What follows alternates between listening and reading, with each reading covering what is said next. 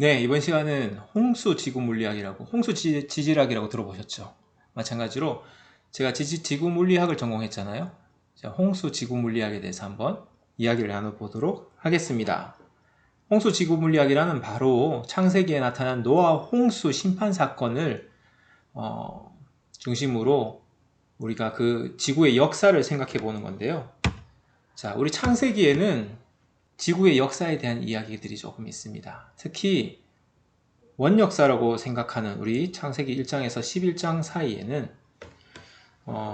우리 복음의 중요한 요소들, 영어로는 7C라고 부를 수 있는 7개의 C로 표현할 수 있는 복음의 핵심 메시지 중에서 창조와 아담의 타락과 노아 홍수라고 하는 그 대격변 심판과 그리고 바벨탑 사건이라고 하는 우리 혼돈과 흩어짐의 사건이 바로 이 창세기 1장부터 11장에 있는데, 현대 신학과 현대 우리 교회 안에서는 창세기 1장부터 11장을 역사적 사실이 아닌 그냥 신화로 취급하는 경우가 많아지고 있습니다. 그러나 제가 오늘은 이 노아 홍수라는 사건 자체가 신화적 사건이 아니라 성경에 기록된 그 사건 그대로라면 우리는 이걸 과학적으로는 어떻게 표현할 수 있냐면 창세기 대격변 사건이며, 이거는 격변적 판구조론이라고 하는 지질학적인 용어를 통해서 설명을 할 수 있습니다.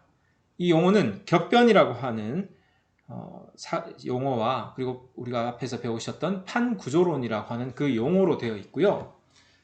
이 노아 홍수라고 하는 그 대사건은 그냥 비가 많이 와서 홍수가 생겼네가 아니라 더 많은 사실을 가지고 있습니다. 우리 지구의 역사를 다루고 있는 부분은 창세기 1장부터 시작해서 몇 가지 힌트들이 나타나고 있습니다. 첫째 날은 하나님이 천지를 창조하셨고요. 그리고 땅이 혼돈하고 formless하고 공허하고 empty하고 그죠? 그리고 하나님이 물과 물을 나누시고, 그리고 셋째 날은 천하의 물이 한 곳으로 모이고 묻이 드러나는 등, 이게 바로 지구 내의 격변적인 초기 지구의 격변적인 사건들을 얘기하고 있는 것 같습니다. 그러나 정확하게 지금 살고 있는 그 모습과 똑같지는 않기 때문에 정확하게 어떤 모습인지는 잘 모르겠는 게 사실이기도 합니다. 그리고 이어서 창세기 7장쯤에 가면요, 우리가 잘 알고 있는 노아 홍수 사건이 있습니다. 홍수가 우리 40일 동안 비가 오는 거, 그것만 주일학교 때 잘 배운 것 같은데, 실은 큰 기품의 샘들이 터지며 라는 11절의 구절이 있는데요. 이게 우리가 생각하는 중앙해령이 갈라지면서 그 속에 있던 엄청난 물이 터져 나오는 사건과 연결이 되어 있고요. 하늘의 창문들이 열려라고 해서 하늘에 창이 열려서 비가 쏟아지는 듯한 상황을 표현하고 있습니다. 네, 그래서 홍수가 땅에 40일 동안 계속되고 물이 많아져서 천하의 높은 산들이 다 잠겼다는 이 이야기들 여러분들이 잘 알고 계실 겁니다. 그리고 창세기 8장에서는 홍수물이 점점 이제 감해지고 줄어들고, 그리고 이제 기품의 샘과 창이 닫히고 물이 땅에서 물러가는 걸 나타내고 있고요. 이게 이제 기록적인 걸 뒤져보면 약간의 해석의 차이가 있을 수 있겠지만, 대략 물이 홍수 전반기 물이 증가하는 시기가 한 150일, 그리고 홍수 후반기 물이 물러가는 시기가 한 150일 되고, 그리고 땅이 건조해지는 마르는 시기가 약 70일 정도 돼서 대략 한 1년 정도의 과정에 대한 시간을 설명하고 있습니다.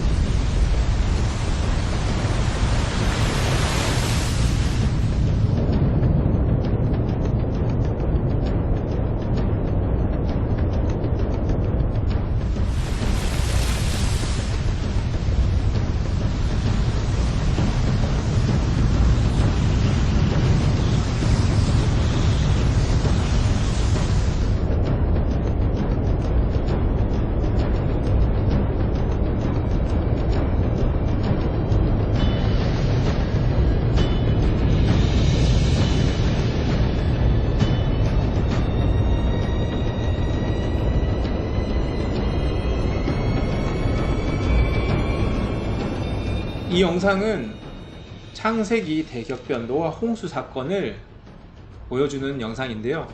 눈썰미 좋으신 분들은 잘 보셨겠지만 큰 기품의 샘이 전지구적인 규모로 터졌고 그 하늘에 그 솟아오르는 물들이 이렇게 심지어 대기권까지 통과하면서 일부는 대부분이 중력에 의해서 다시 비가 되어서 떨어지면서 이렇게 지구의 엄청난 홍수를 보여주고 있습니다.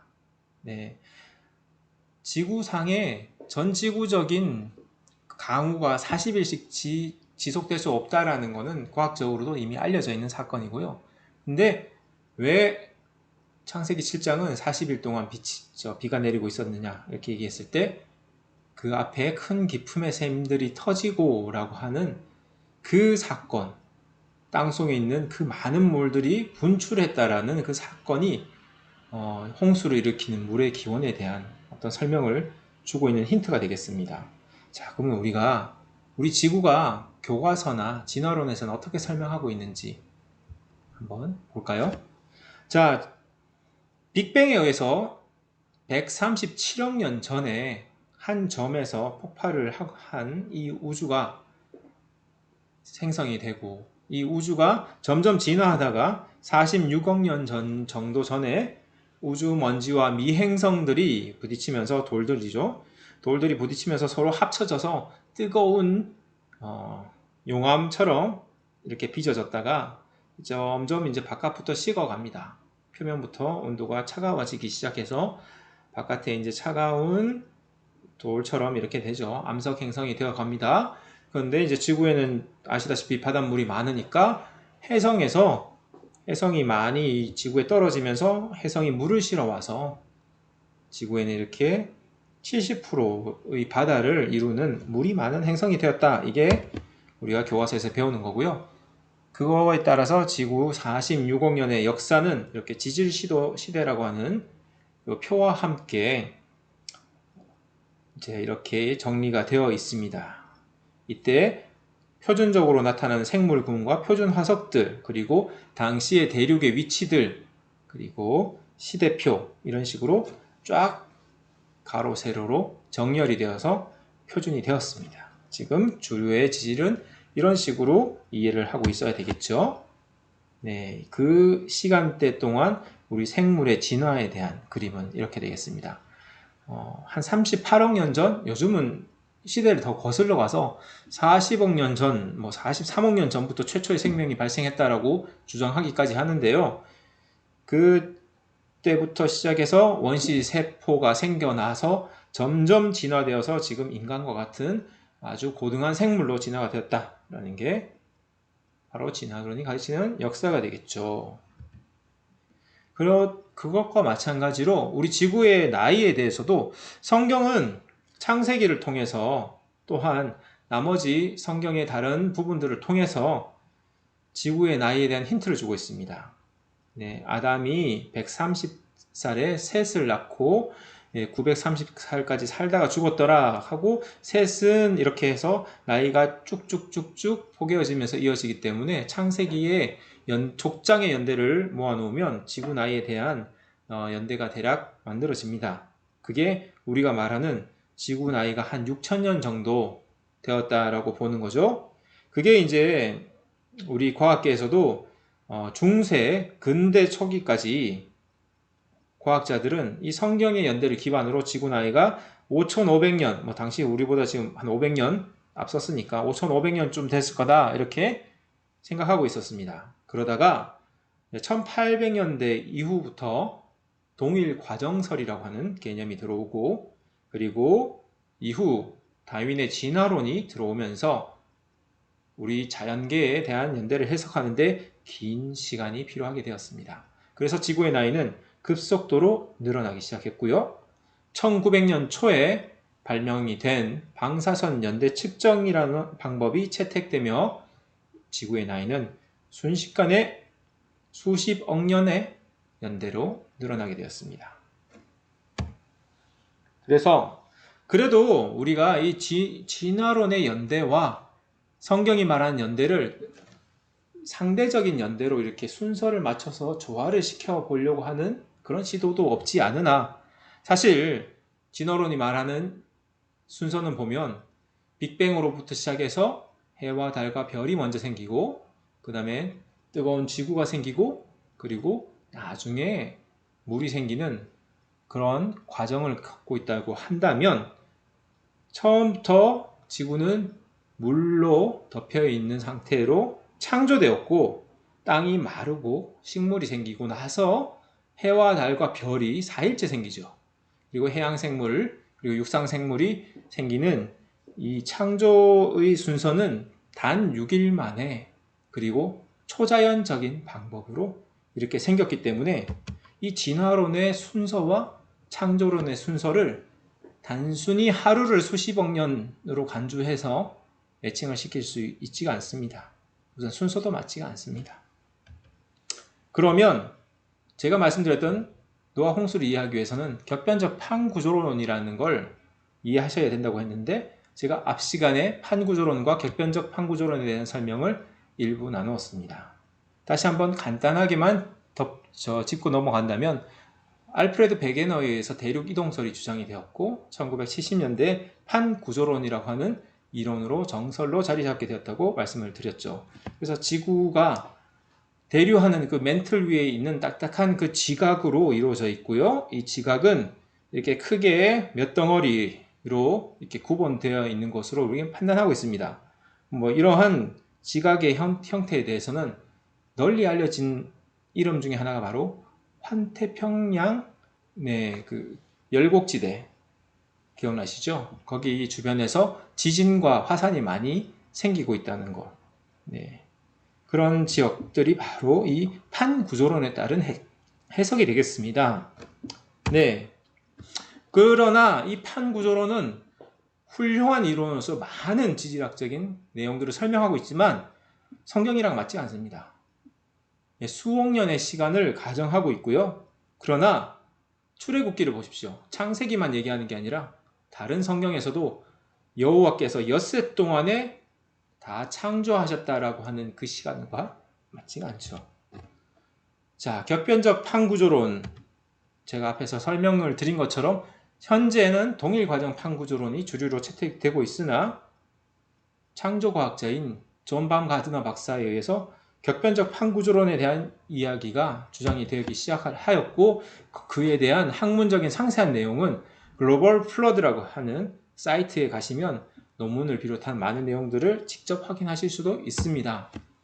당시에 격변적 판구조론은 처음에 밤가드너 박사에 의해서 시작이 되었으나 이후 물리학자인 러셀 험프리, 대기 물리학자인 기상학자죠.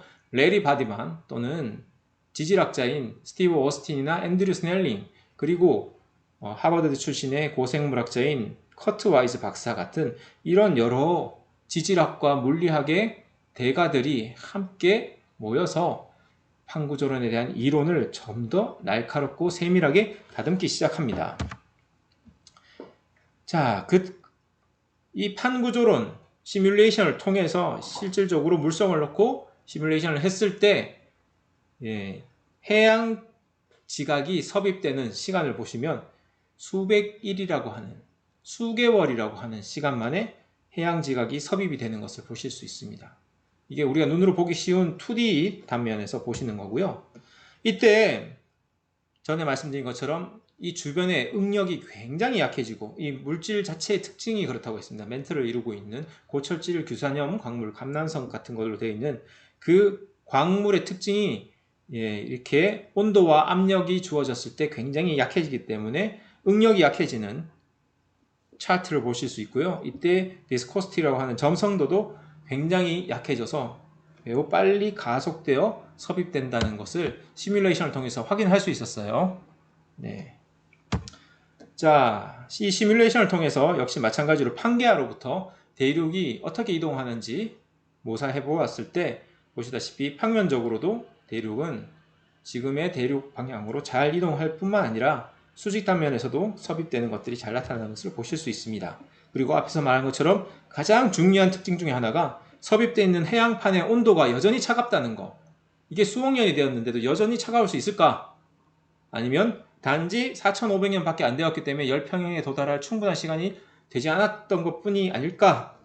여러분, 여러분들에게 판단을 맡기겠습니다. 그래서 CPT, 격변적 판구조 시뮬레이션을 통해서 멘틀 속의 온도 분포를 예측한 그림과 현재 지진파 토모그래피를 통해서 확인한 온도 분포의 양상이 어느 정도 잘 맞는 걸 확인하실 수 있죠. 도리어 멘틀의 멘틀 속에서의 대류 현상과 그 판의 이동은 CPT가 얘기한 것처럼 굉장히 빨랐다는 게 더 합리적인 추론이 될 수 있다고 봅니다. 자, 그럼 노아 홍수에 관련해서 우리 한 번 더 봅시다. 미국 대륙에서는 창조과학자들이 많이 있기 때문에 지질학에 대한 많은 연구를 했는데요. 미국 대륙 전체를 덮을 정도로 거대한 퇴적층군들이라고 할 수 있죠. 그룹들이 이렇게 분포되어 있습니다. 엄청난 분포들이죠. 네. 근데 이게 동일 과정설적이라고 하면 지금에 흐르는 연약한 물 속도로 의하면 이 물이 운반 퇴적 이동 이렇게 되죠. 그렇게 해서 이동되어서 이 퇴적물의 이동이 이루어질 수 있는 한계가 있습니다. 그렇게 봤을 때 저 넓은 대륙을 다 차지할 정도의 넓은 분포의 퇴적물의 이동은 지금 속도로는 불가능한 거죠. 과거에 엄청난 격변적인 흐름이 있지 않고서야 저렇게 넓을 뿐만 아니라 두꺼운 층이 다 쌓이는 게 어렵다라고 보실 수 있고요. 그래서 밤가드너 박사가 수치 모델링에 있어서는 세계적 대가인 것처럼 그가 격변적 판구조, 판 운동이 굉장히 빨리 이루어지게 되면 무슨 일이 생기냐면 지진이 크게 발생합니다. 판의 경계에서 지진이 발생하기 때문에 저희 되게 위험하고 화산도 많이 분출하고 이런 걸 여러분들 아시는 것처럼 그게 진짜 당시에 노아 홍수 때 지금 말하는 것처럼 굉장히 크고 강하게 움직였다고 하면 지진도 엄청나게 컸을 겁니다. 자, 그리고 이 지구가 당시에는 홍수 사건에 의해서 물이 덮여 있을 때 큰 지진이 일어났다고 하면 거대한 저탕류의 흐름에 의해서 퇴적과 이동과 침식이 동시에 일어나겠죠. 그걸 시뮬레이션을 통해서 판의 이동과 그에 의한 지진 유발과 그거에 의한 퇴적과 이동과 침식에 대한 시뮬레이션을 했고요.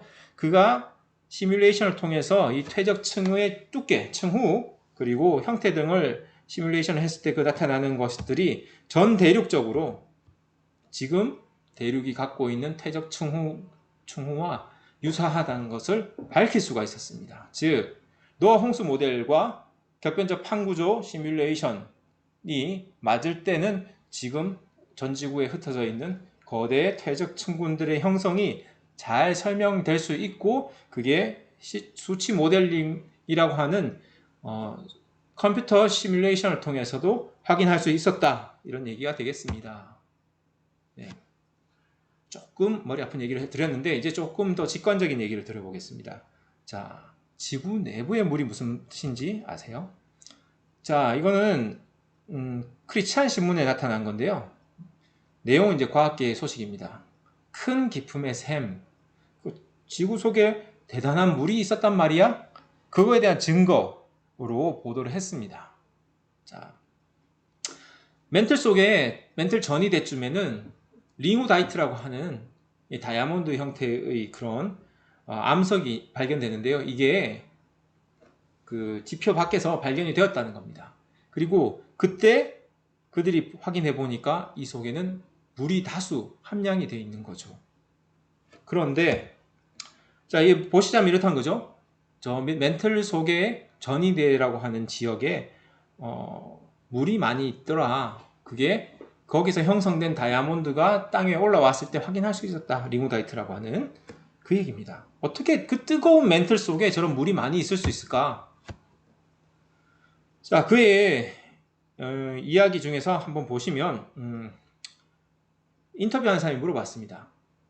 그에 대해서 그가 답하기론 만약 상황이 약간만 달랐더라도 그 모든 물들이 지하에 저장되어 있지 않고 모두 지표로 올라왔을 것이다. 그랬다면 지구는 높은 산 꼭대기만 빼고는 모두 물에 잠겼을 거다. 이렇게 지금 이 교수는 얘기를 했다고 합니다. 그랬다면 그 상황은 바로 노아 홍수 같은 사건이겠죠? 어떻게 그 멘틀 속에 그 많은 물이 있을까? 그러나 베드로 후서 3장 5절에 보면 우리 땅이 물에서 나와 물로 성립되었다라는 표현처럼 우리 이 땅은 이미 물로 포화된 상태로 출발했다라고 하는 힌트를 주고 있었습니다. 그러나 진화론은 그렇게 생각하지 않았던 거죠. 그러니까 이게 뉴스가 되는 겁니다. 방금 얘기했던 피어슨 박사의 그 이야기는 뭐 네이처지에도 실렸던 거고요. 우리 국내에도 언론을 통해서 이미 소개가 되었습니다. 지구 내부에 바닷물보다 더 많은 물들이 있다는 거죠. 그러나 제가 말씀드린 것처럼 지구가 만약에 진화론적으로 형성이 되었다고 하면 이 지구는 원래 처음에 미행성들의 충돌, 우주 먼지, 돌덩어리 이게 부딪히면서 중력에 의해서 나중에 어느 정도 커지면서 불타는 마그마, 암석 행성이 되고 겉부터 이제 식어갔다 그랬죠. 그러면서 원시 지각이 형성이 될 때 이제 밖에서 해성이 물을 싣고 와서 지각에다가 바다를 이렇게 바닷물을 공급했다. 이런 이론이기 때문에 지구 내부에 엄청난 양의 물이 있을 수 있는 방법이 없습니다. 설명이 안 되는 거죠. 진화론적으로는 예측 자체를 할 수가 없었던 것이나 그러나 그들의 물의 기원이 바로 해성에서 왔다는 이론조차도 다른 연구들을 통해서 부정되고 있습니다. 자, 물의 기원이 해성이 아닐 수도 있다는 것 때문에 과학계가 혼란에 빠졌다라는 보도들이 나오고 있는데요. 자, 그걸 바로 뭐라고 하냐면 지구의 물이 해성에서 왔다. 해성 유래설이라고 합니다. 근데 그들이 발견한 그 물의 그 성분 자체가 중수소 비율이 해성에 있는 것과 지구에 있는 것이 다른 거예요. 그럼 지구물은 해성에서 온 것이 아니게 되기 때문에 지구물은 도대체 어디서 온 거야? 설명이 안 되죠. 지금 과정에서는. 그래서 과학자들은 지구에 존재하는 물의 기원에 대해서 많은 이론을 발표했으나 아직까지는 어느 이론도 증명되지 않은 가설일 뿐이라고 했죠. 네, 그러나 제가 말씀드린 것처럼 성경은 처음부터 지구가 물이 있는 상태로 창조되었다고 했습니다. 이미 있는 상태로 창조되었음을 저희는 얘기하고 있기 때문에 그 물이 안에서 발견되는 것과 바다에 물이 있는 것들이 저희는 이미 예측했던 것이죠. 자, 멘틀 얘기에 대해서 다시 한번 돌아와서 말씀을 드리자면 멘틀 전이대에 물이 있는 게 왜 잘 이해가 안 되느냐면 만약 우리가 바닷물을 가지고 멘틀이 섭입이 되면서 이 바닷물을 끌고 들어온다고 보면 멘틀의 섭입 과정은요, 탈수 과정이에요. 그래서 멘틀이 지금 속도대로 1년에 연간 한 5cm 정도의 느린 속도로 섭입이 되고 있다면 탈수 과정에 의해서 많은 양의 물을 멘틀 속으로 갖고 오기가 어렵습니다. 그죠? 그리고 최초 지구에는 뜨거운 용융 상태에서 시작하므로 물이 없었다고 가정해야 되죠.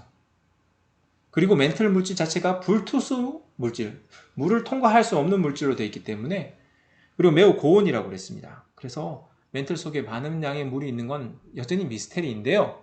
자, 근데 성경을 기반으로 우리가 예측했을 때는 그리고 격변적 판구조론을 연구하는 학자들의 입장에서는 어떻게 볼 수 있냐면 노아 홍수 후기에 판 운동이 일어나면서 격변적으로 판이 섭입이 되면 천천히 섭입되는 게 아니라 빨리 되면서 이 물을 해양 지각에 갖고 있던 물의 다수가 딸려서 들어갈 수 있겠죠. 그게 아까 말씀드린 것처럼 이 해양판일이 일단 그 멘틀 전이대라고 하는 층에 걸렸다가 나중에 더 떨어지기도 하고 거기 걸려있기도 한데요. 그것 때문에 멘틀 전이대 층에 많은 다수의 물이 있을 수 있습니다. 두 번째는 지구 멘틀 속에 이미 물이 있는 채로 창조되었기 때문입니다. 그건 우리 땅이 물에서 나와 하면서 설명이 되어 있는 베드로 후서 3장의 기록을 통해서 이미 하나님이 땅 속에 물이 있는 채로 창조하셨구나라는 걸 기록을 통해서 추정을 했던 거죠. 그래서 창조론적 모델에서는 지구 내부에 물이 있는 것이 더 성경에 부합하는 것이었고 진화론적인 해석에 있어서는 이게 해석이 거의 불가능합니다. 그리고 우리 다이아몬드를 만나시는데 이 다이아몬드라는 게요. 이 한 100km, 200km 밑에 있는 멘틀에서 올라오는 그 물질이에요. 멘틀에서 급속하게 올라와서 형성되는 이 킴벌라이트 광상이라고 하는 그 속에 다이아몬드가 발견이 되는데 그 속에 있어요. 근데 그거는 멘틀에서 올라와요. 자, 그 얘기는 한번 보실까요? 다이아몬드와 흑연은 역시 마찬가지로 탄소입니다. 그래서 흑연은 연필 심유로만 쓰이다가 이게 똑같은 탄소가 다이아몬드가 되면 우리 결혼 반지도 되고 굉장히 고가품이 되지 않습니까? 그러나 성분은 똑같은 탄소일 뿐입니다. 근데 우리가 공업용 다이아몬드를 만들 수 있기 때문에 다이아몬드가 어떻게 형성이 되는지 화학적 조건을 알 수 있어요. 이 탄소가 이 어떤 열과 어떤 압력 하에서 형성되는지 알고 있는데 이 뭐 섭씨 440도씨 정도의 한 800기압에서 몇 개월 이내의 시간 동안의 그 경과를 거치면 그렇게 오래가 아니라 천천히 오랜 시간이 아니라 단 수개월 정도의 그 변화를 주었을 때 다이아몬드가 형성된다는 것을 알 수 있었습니다. 그러니 이 멘틀에서 이 물질이 상승하는데 수억 년이 아니라 수개월 만에 올라온 증거가 바로 이 다이아몬드죠. 네, 그래서 멘틀의 격변적인 상승에 대한 하나의 좋은 지표도 되지만 다이아몬드의 중요한 점이 또 하나가 더 있습니다. 바로 다이아몬드는 탄소로 이루어져 있다는 거죠. 탄소가 바로 유기물입니다. 유기물은 주로 생명체 속에 있습니다. 그럼 이게 어디서 왔느냐? 창조론적 모델에 의하면 해양판, 해양 지각 위에 있는 해양 생물들 있죠. 해양의 바닥에 서식하는 해양 생물들, 이 격변적 판 운동에 의해서 급속하게 멘틀 속에 섭입이 됐다가 이들이 급속한 분출을 겪게 되면 그들은 멘틀 속에서 탄소로 존재했다가 나타나게 되죠. 그때 그들은 다이아몬드의 형태로 나타날 수 있습니다. 그렇지 않다면 도대체 이 멘틀 신부의 유기물의 기원을 갖고 있는 탄소가 어떻게 있느냐, 진화론적 시작에서 또한 설명이 쉽지가 않게 됩니다. 창조론적 모델이 더 많은 증거와 근거들을 갖고 있는 거죠. 자, 우리 지자기 역전이라는 걸 들어보셨는지 모르겠습니다. 자, 우리 지구는 지구 주변에 이렇게 자기장이 있어서 태양으로부터 들어오는 우주 방사선 같은 걸 이렇게 막아줍니다. 이 자기장은 바로 이 방호벽 역할을 하고 있다고도 보는데요. 또한 지구에 자기가 있기 때문에 철새들이나 이런 생물들이 방향을 잡고 장거리를 날아다닐 수도 있고 지구 자기장은 많은 역할을 하고 있습니다. 근데 우리가 중앙해령과 같은 이 해양판이 생기는 그곳에 보면 자화된 물질이 있잖아요. 암석 내에. 그 자화된 물질이 극성이 북을 향했다가 남을 향했다가 북을 향했다 남을 향했다 하면서 극성이 뒤바뀌어 있는 거예요. 그래서 지금 지자기에 대해서는 사람들이 수만 년에서 수천만 년 사이에 지구의 자기장이 역전이 된다는 설명을 하고 있습니다. 이유는 잘 몰라요. 정확한 메커니즘을 설명하기가 어렵지만 관찰되는 사실이 그렇기 때문에 오랜 시간에 걸쳐서 역전이 될 것이다, 이렇게 이해하고 있는 거죠. 현상을 기반으로. 그러나 창조과학자인 험프리스 같으면 사람이 지자기 역전은 격변적인 판운동에 의해서 이렇게 빨리 이루어졌을 것이다. 단 2주 만에도 이렇게 역전이 일어났을 것이다 라는 예측을 했었습니다. 네. 지구와 이렇게 멘틀이 있죠. 그리고 이 멘틀 속에 있는 외핵이 액체로 되어 있는데 철과 니켈로 되어 있고 이 액체의 상태가 회전을 하면서 자기장이 형성이 되고 그렇기 때문에 지구에는 지자장이 있다, 이렇게 보고 있거든요. 그런데 처음에 이 암석이 용암 상태로 녹아 있을 때는 지구 자기장이 이런 방향으로 하나의 방향을 가르치고 있으면 그 속에 있는 자성 물질들은 정렬이 되겠죠. 자기장에 맞춰서. 우리 철가루를 자기장 주변에 뿌려놓으면 이렇게 딱 방향을 맞춰서 서는 거 이해하시죠? 그것처럼 정렬이 될 것입니다. 그런데 노아 홍수 시기에 이 격변적 판운동에 의해서 해양지각이나 이 판들이 용암이 쫙 나온다면 그때 홍수에 의해서 물로 덮여 있으니 윗면은 차갑게 되겠죠. 빨리 식겠죠. 그리고 아래쪽도 원래 집안이니까 빨리 차가워지겠습니다. 내부만 이제 1000도, 2000도로 뜨겁겠죠. 그래서 몇 시간 또는 며칠이 지나면 바깥쪽은 굳어집니다. 그때 지구 자기장이 역전이 되게 된다면 그 안에 여전히 녹아있던 가운데 부분은 다시 정렬이 반대로 바뀌겠죠. 그리고 조금 더 시간이 지나서 내부까지 완전히 굳으면 하나의 용암층 암석 안에서도 지구 자기장이 역전이 되는 현상을 발견할 수 있을 것이다. 이게 바로 험프리를 비롯한 창조과학자들의 예측이었고요. 1990년대 스틴스 산에서 연구를 했던 코우 박사와 프레버트 박사라는 사람이 발견을 했습니다. 이 산에서 용암층 약 한 60cm 정도 되는 두께의 용암층을 발견을 했더니 이 하나의 베드의 용암층 안에서도 지구 자기장이 굉장히 빠른 시간 안에 역전이 되는 걸 발견한 거죠. 창조과학자가 생각했던 격변적 판운동에 의한 노아 홍수 모델이죠. 네. 그리고 그래서 우리 그 창조과학자들은 어떻게 생각하냐면 지금 지구 자기장은 굉장히 감쇄율이 좀 높은 편입니다. 빨리 감쇄하는 편입니다. 이 지구 자기장이 우주 광선을 박아주는 좋은 역할도 하고 있다 그랬죠. 그러나 이게 점점 감쇄하고 있습니다. 100년에 한 4% 정도씩 감쇄하고 있는데요.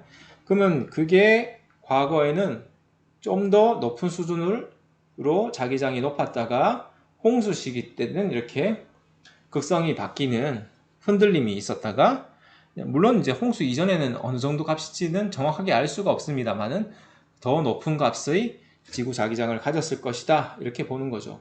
근데 이게 진화론적 모델에 의하면 지금 관측되는 200년 정도의 데이터가 있습니다. 100년에 한 4%씩 이렇게 감소하는, 그게 그대로 긴 지구 역사로 가면 1억 년만 돼도 지구가 너무 자기장이 세고 너무나 뜨거운 암석이 돼서 생명체가 살 수도 없는 조건이 돼버려요.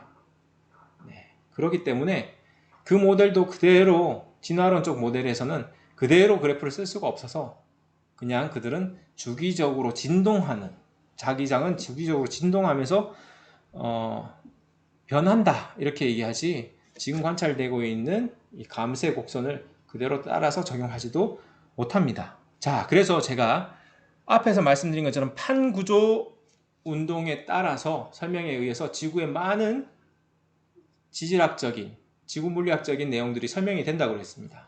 그게 지금 하얀색으로 보이는 왼쪽에 있는 현상들이 설명이 되나, 그러나 그 판운동이 만약 격변적으로 격렬하게 일어났다고 하면 짧은 시간 안에, 그러면 오른쪽에 보이는 것처럼 이렇게 더 많은 내용들이 플러스 알파로 설명될 수 있습니다. 자, 그 부분에 대해서 조금씩 더 설명을 해보도록 하겠습니다.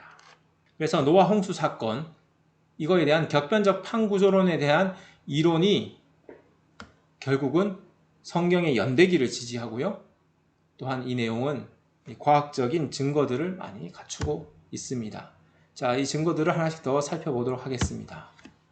자, 동일 과정설이라고 하는 건 바로 이 그래프에서 보는 것처럼 지금 지구에 발생하고 있는 운동과 변화 에너지가 이렇게 과거에도 똑같았었다. 그러니까 지구에 나타난 이만큼의 큰 변화를 위해서는 이 에너지대로 보면 엄청나게 긴 시간 동안 이루어져야 되겠죠. 대격변설에 따르면 지구의 에너지는 창조 6일 동안 엄청난 에너지의 변화를 겪고 있다가, 지질학적인 에너지 변화를 겪고 있다가 안정이 되었다가 노아 홍수 시기에 격변적 판운동이 지금 생각하는 것보다 훨씬 격렬하게 1년 이내에 일어났기 때문에 엄청난 에너지가 주어졌다가 점차 감쇄되어서 지금 상태까지 이렇게 감쇄되어서 떨어졌다, 이렇게 보는 거죠. 그래서 이 에너지 그래프를 머릿속에 잘 기억하시고 이 뒤에 스토리들을 한번 보시기 바랍니다. 자, 우리 지층 속에 나타나는 대격변의 증거들을 한번 살펴보겠습니다. 우리 퇴적암 형성에 대해서 동일 과정설적으로 설명을 한다면 역시 이만큼의 퇴적층을 형성하기 위해서는 긴 시간이 필요하겠죠. 지금 관찰해 보니까 5,000년에 30cm가 쌓이더라. 그러면 더 높은 층이 쌓이기 위해서는 수만 년, 수십만 년, 수백만 년이 필요하겠죠. 그렇게 해석을 한다면. 그러나 격변설은 뭐냐면 지금 요만큼 쌓이는데 5천 년의 시간이 쌓이는 것과 상관없이 과거에는 커다란 격변 때문에 엄청난 층이 동시에 쌓였던 거죠. 그죠?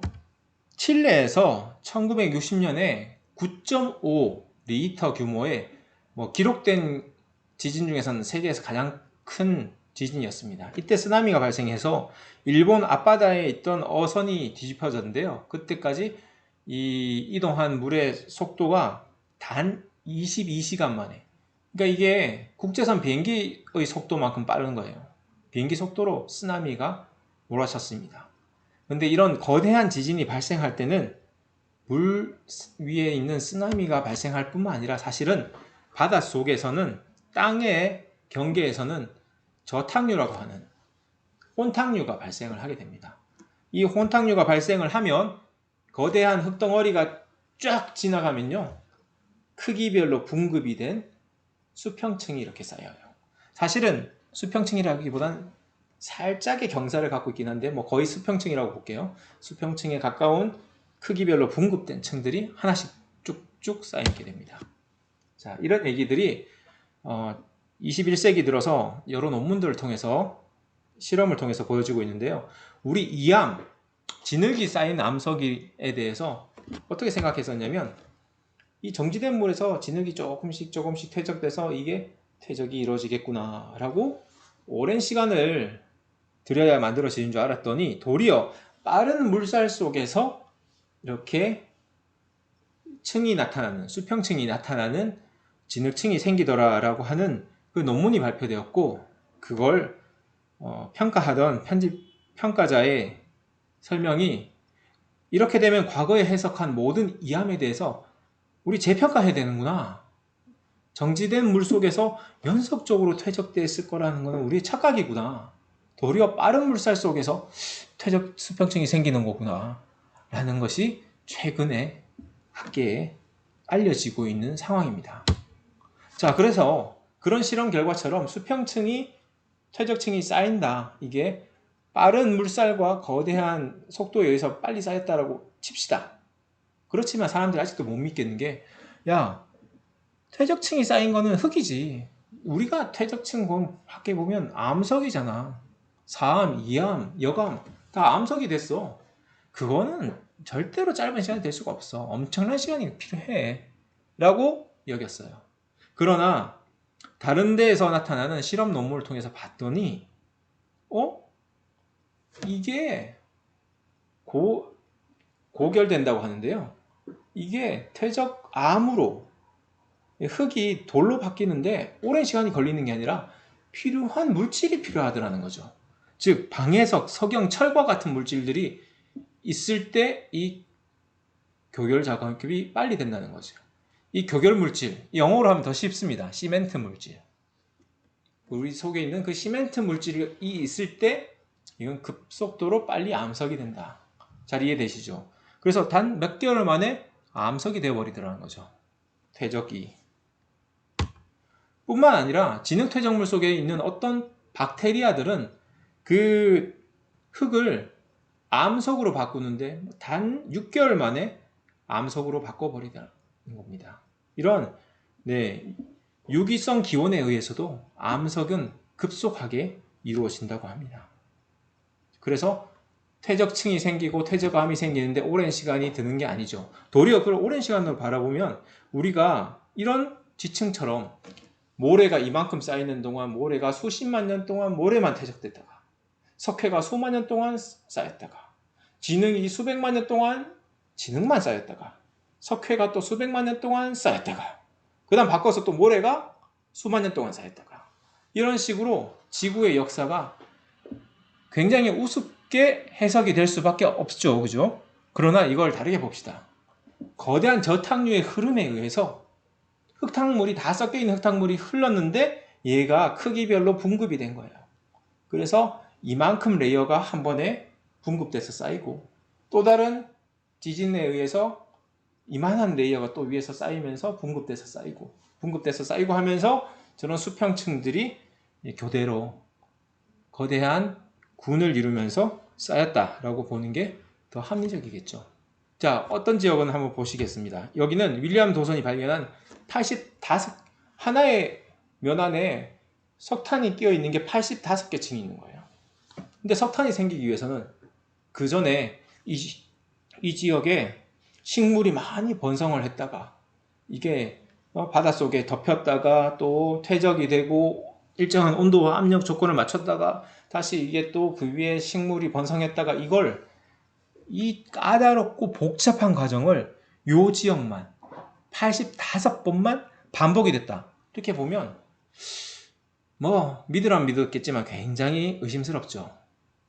그렇지만 이것도 역시 마찬가지로 저탕류 흐름 속에서 노아 홍수 때 온갖 식물과 동물 같은 유기물들이 섞여서 가다가 크기별로 분급돼서 레이어가 이렇게 나눠지고 석탄층을 이루는 그런 층들이 사이사이에 끼어서 분급돼서 쌓였다고 하면 이런 수직적으로 이루어져 있는 수평 퇴적층이 잘 설명되고 이해될 수 있습니다. 또한 우리 사막 한가운데서 발견되는 저 퇴적층 속에서 저기 보시면 저 높이와 그 경사도를 봤을 때 저거는 이제 사층리라고 하는데요. 그러면 저 사층리의 경사도를 통해서 크기와 경사도를 통해서 공학적인 계산을 해보면 엄청난 물의 세기가 계산이 됩니다. 네.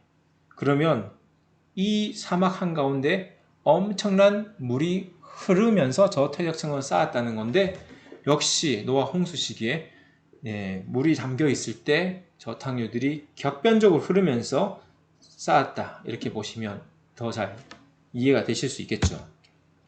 또한 여기 그랜드 캐니언에서 볼 수 있는데요. 저기 거력 커다란 바위인데 저기 한 200톤 정도 됩니다. 저 200톤짜리 바위가 저 퇴적물 사이에 떠 있습니다. 그렇다는 건 저 바위를 굴릴 수 있는 엄청난 물이 있었다는 거죠. 예, 그냥 물이 개울처럼 흘러서는 절대 200톤짜리를 옮길 수는 없을 겁니다. 노아 홍수 같은 엄청난 전지구적인 격변적인 홍수 사건에 의해서 저런 200톤짜리 바위도 쓸려서 저렇게 떠내려온 것 왔다고 볼 수 있겠죠. 그리고 그랜드 캐니언의 어떤 지층을 보면 이렇게 비스듬하게 올라가는 층이 있는데 여기가 침식이 깨끗하게 침식이 돼버리고 그 위에 수평층이 쌓였어요. 그거 이렇게 보시는 거 되겠죠? 아래쪽에 있던 물은 물은 경사 지층이 있었으나 노아 홍수 때 격변적으로 빠른 저탕류가 흐르면서 침식을 시키고 또한 이게 레이어로 퇴적을 시키면서 수평층을 쌓았다. 뭐 보통 우리는 저걸 경사 부정합이라고 하는데 그러한 현상으로 이해를 하고 설명을 할 수 있겠습니다. 자, 만약에 우리 지질학자들이 일반적인 주류 지질학자들이 얘기하는 것처럼 수평 퇴적층이 있었다가 육지에 드러났다가 다시 바닷속에 들어서 퇴적이 되고 이렇게 했다는 스토리를 받아들인다고 하면 한번 보십시오. 저기 보이는 저 산에 보이는 엄청난 수평 퇴적층 위에는 땅에 있을 때는 위쪽 면이 굉장히 불규칙하게 침식이 되는 걸 느끼시겠습니다. 그러니 저러한 수평 퇴적층 위에 또 다른 부정합 수평 퇴적층이 쌓인다는 것은 층이 바다에 있다가 해수면이 내려갔다가 다시 해수면이 올라갔다는 현상으로 설명하는 게 사실은 현장과 맞지 않다는 것을 알 수 있겠죠. 제 이게 좀 어렵나요? 네. 그러면 이해되시는 데까지만 들으셔도 상관없습니다. 자, 우리 습곡. 지구상에 있는 커다란 산맥, 높은 산맥, 라키 산맥이나 안데스 산맥, 그리고 히말라야 산 같은 곳들은 습곡 산맥으로 이루어져 있어요. 이 습곡은 이 지층이 양쪽에서 힘을 받아서 눌려서 이렇게 울퉁불퉁하면서 튀어오른 거거든요. 자, 오른쪽에 있는 그림처럼 이 쌓여있는 암석이 양쪽에서 눌렀을 때 이렇게 샌드위치가 뚝 튀어나오는 것처럼 압력을 받아서 이렇게 구부러지는 게 습곡입니다. 그런데 만약 지금처럼 암석이 단단하게 완벽하게 굳어 있다면 양쪽에서 누르면 습곡이 되는 게 아니라 쪼개지면서 단층이 생겨버립니다. 단층도 들어보셨죠? 그러니까 이 습곡 산맥을 보면 이 지층이 완전히 고결화되기 전에 압력을 받아서 이렇게 구부러졌다. 연성이 있을 때 구부러졌다고 판단하는 게 더 합리적이겠죠. 네. 그리고 저 습곡들이 일어난 곳들이 대부분 노아 홍수 기간에 특히 후기에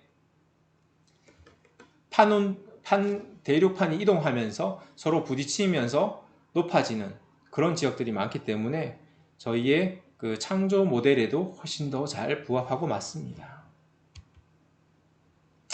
여러분들 오늘 좀 많은 공부를 하시고 좀 많은 용어들이 들어오는데 좀 어렵더라도 더 귀를 쫑긋하고 들어주시길 바랍니다. 자, 북미 대륙을 보시면요. 이렇게 거대한 퇴적층이 있을 뿐만 아니라 이 층의 그룹을 얘기하는 거예요. 층군이 있는데요. 자, 대표적으로 하부층에 있는 사욱이라고 하는 사욱 3층의 분포가 이렇게 넓게 이루어져 있습니다. 우리나라로 치면 비교할 수 없이 넓은 지역이죠. 네. 그래서 이러한 거대 퇴적 층군을 메가 시퀀스라고 합니다. 영어로는 메가 시퀀스로 하나의 퇴적층이 있겠지만 그걸 그룹으로 이 그룹이 패턴으로 보이는 그룹이 있으니까요. 그룹으로 나누면 미국 대륙은 한 5개에서 6개 정도에 되는 큰 퇴적 층군 메가 시퀀스로 보이는데요. 자, 이게 동일 과정에 의하면 이 퇴적층이 쌓이고 이 사이에 층군과 층군 사이는 부정합이 있다고 봅니다. 부정합은 그들은 이렇게 보죠. 해안선이 바닷물이 차면 퇴적이 이루어지니까 퇴적층이 생겼다가 바닷물이 내려가면 잠시 퇴적이 멈추고 그 사이 시간 간격이 생기죠. 그리고 다시 해안선이 올라가면 다시 바닷물 환경이니까 퇴적층이 생기고 이걸 주기적으로 반복을 했다고 보는 거고요. 자, 창조론에서 보면 어떻게 되냐? 노아 홍수 시기에 거대한 저탕류의 흐름이 몇 차례씩 불규칙하게 단절적으로 일어나서 그 슈퍼그룹들이 생겼다. 이렇게 보는 겁니다. 잘 이해가시나요? 네. 그래서 이렇게 저 그림에 있는 지층 형태에서 1, 2, 3, 4, 5 이렇게 퇴적 층군을 나눠 놓고 층군과 층군 사이에 불연속되는 면, 부정한 면이 끼어 있죠. 이걸 창조론적인 모델에서는 이게 크기별로 분급되어 있는 층이 나타나면서 한 번, 또 나타나면서 또 한 번 이런 식의 겹변적인 모델로 설명을 한다고 하면 이게 진화론 쪽에서는 해안선의 심도가 어떻게 바뀌었다라는 복잡한 해석을 하게 되죠. 자, 그런데 창조론에 있어서 또 잘 맞는 부분이 뭐가 있느냐면요. 이 아래쪽 연대로 치면 이제 캠브리아기쯤에 퇴적된 그 사욱 지층에서 보면 이 물의 방향이 여러 가지 사방팔방으로 물의 방향이 남아 있다고 합니다. 뭐 아까 전에 사층리 같은 이 경사를 보면 물이 어떻게 흘렀는지 방향을 추정할 수 있거든요. 그런 것처럼 이 아래쪽 방향은 물의 흐름이 사방팔방이었지만 저 위쪽 나중에 퇴적된 그룹에서의 물의 방향을 보면 미국 대륙의 양쪽 해안 쪽으로 물이 흘러가는 걸 관찰할 수 있었다고 합니다. 자, 이걸 해석을 하자면 자, 성경의 과정을 통해서 겪자면 노아 홍수 초기에는 이 바닷물이 사방팔방에서 밀려오죠. 사방팔방에서 밀려오면서 퇴적이 이루어지기 때문에 물의 방향이 제각각이었다가 이 물이 가득 찼다가 물이 빠질 때는 어떻게 돼요? 점점 물이 감소하면서 물이 빠질 때는 높은 곳에서 바다 방향으로 해안 방향으로 물이 빠지죠. 그래서 나중에 쌓인 퇴적층의 물의 흐름의 방향은 해안 쪽으로 방향을 이루고 있다라는 게 합리적으로 다 설명이 되고 보일 수가 있겠죠. 네, 이거에 대해서 미국 대륙에 있는 한 500여 개의 시추공을 전부 다 분석을 했습니다. 창조과학자들도. 그래서 주상도를 가지고 연구를 해봤을 때 어떤 층이 역전되는 층들이 생겨요. 근데 역전되는 건 저기 진화론적 모델에서는 설명할 수가 없습니다. 설명할 수가 없어요. 그런데 창조론 쪽 입장에서는 이게 물살이 흐르다가 어떤 물질들은 빠지게 되면 그게 결핍되고 하면서 이런 부분이 설명이 될 수 있는데, 진화론 쪽 입장에서는 중간중간에 끼어있는 시추공 속에서는 어떤 거는 층이 없거나 결핍돼 버리는 그런 현상들이 쉽게 설명될 수가 없다, 이런 얘기를 하고 있습니다. 또한 태적 층군의 메가 시퀀스의 두께를 봤을 때 대륙지각은 얇게 돼 있고, 대륙지각이 가운데 갈수록 얇게 돼 있고, 낮은 해안 쪽일수록 이렇게 좀 두껍게 쌓여 있어요. 그 얘기는 뭐냐면, 이게 바로 노아 홍수 때 물이 가득 차 있다고 하면 우리 유체역 학적으로 이 땅이 이렇게 불규칙하게 있을 때 좁아지는 곳에서는 물이 빨라지기 때문에 퇴적보다는 침식이나 이동이 훨씬 더 활발하고, 넓어지는 곳에서는 유속이 떨어지기 때문에 퇴적물의 퇴적이 많아지겠죠. 그래서 홍수 기간 안에 저탕류에 의해서 생길 때 이렇게 퇴적 층군의 두께가 위쪽을 기준으로 봤을 때 이게 넓어졌다 좁아졌다 하는 게 그 바로 유속에 의한 해석으로 봤을 때 잘 설명됨을 알 수가 있습니다. 네, 그래서 뭐 아래쪽 층은 이렇게 판게아 상태에서 보면 이렇게 대륙 간에도 서로 연결이 되어요. 그리고 뭐 나중에 이후 퇴적된 층들이 떨어진 상태에서 퇴적이 됐기 때문에 그건 역시 단절되어 있겠지만, 처음에 퇴적된 것들은 이 지구가 초대륙 상태일 때 밀려오는 물에 의해서 퇴적됐다는 것 또한 성경의 스토리와 잘 맞아지는 것을 알 수 있습니다. 다시 한번 우리 지질학적인 그 에너지와 우리 창조 모델에서의 그 에너지 그래프 머릿속에 한번 잘 생각해 보시면 좋겠습니다. 자, 시간 내서 글이 여기 있는 결론도 한번 보시면 좋겠고요. 자, 우리 지구 물리학에서 판 구조 운동이 격렬하게 되면 또한 지진의 활동도 굉장히 강해질 수밖에 없습니다. 그럼 지진의 증거를 한번 볼까요? 자, 우리나라도 지금 경주에 5.1 지진, 포항에 5.4 지진이 발생하면서 더 이상 우리나라도 지진에 대해서 안전한 지역이 아니다 라고 하면서 지진에 대한 관심이 높아졌습니다. 그러나 2011년에 일본에는 동일본 대지진이라고 해서 9.1의 엄청난 규모의 지진이 발생을 했고, 이 쓰나미에 의해서 당시 이렇게 폐허가 되어버렸습니다. 그때 큰 지진에 의해서 엄청난 지진 해일과 원전 사고, 후쿠시마 원전 사고는 잘 기억하시죠?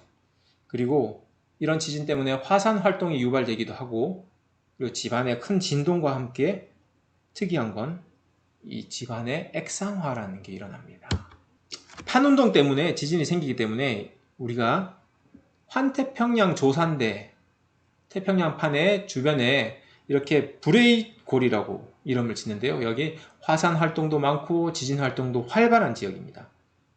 이 지역을 여러분 좀 이 부분은 잘 아실 것 같은데요. 그래서 우리가 지진에 대해서 제가 몇 가지 강도에 대한 설명을 나누게 될 텐데, 지진은 리히터 규모가 하나씩 증가할 때마다 사실은 지진의 크기는 32배가 증가합니다. 즉, 더 쉽게는 리히터 규모가 2배가 되면 크기는 1000배가 증가합니다. 네, 2010년에 IT에 7.0 지진이 발생을 했을 때 22만 명이 사망했대요. 30만 명이 부상을 입었고, 그리고 수마트라 섬에 9.3짜리 지진이 발생을 해서 그 쓰나미가 발생했었죠. 그때 23만 명이 사망을 했습니다. 이 대규모 지진이 발생하는 재앙은 실로 어마어마합니다. 네.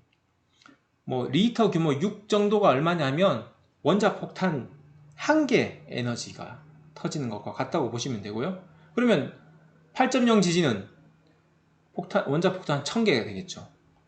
그러니까 이 리히터 규모가 커질수록 엄청난 규모의 지진이 발생을 합니다.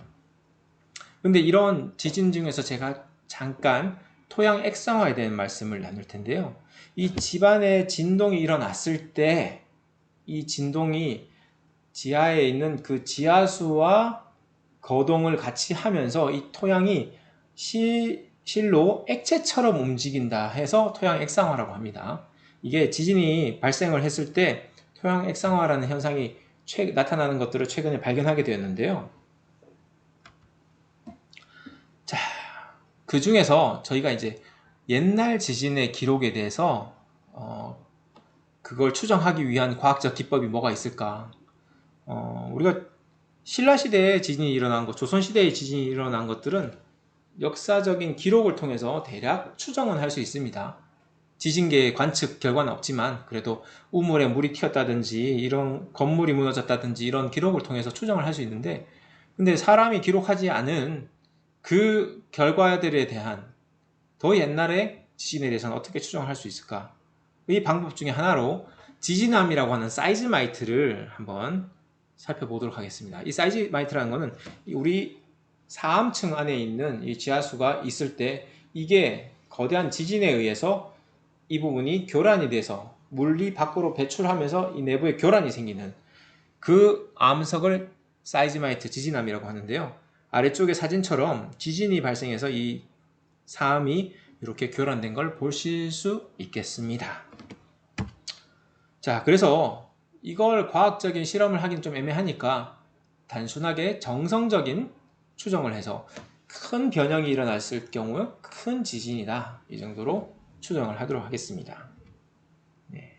근데 이런 지진암이 어마어마한 규모의 거대 지진암들을 발견할 수 있었던 거예요.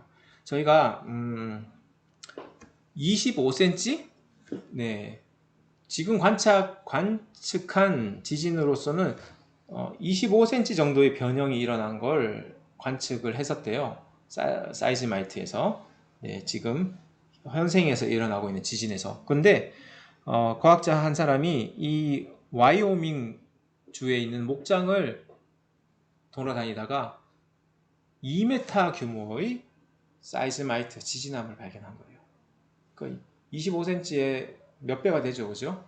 그러면 지금 관측되는 지진에 비해서는 훨씬 더 큰 고대 지진이 있었다는 얘기가 되고요.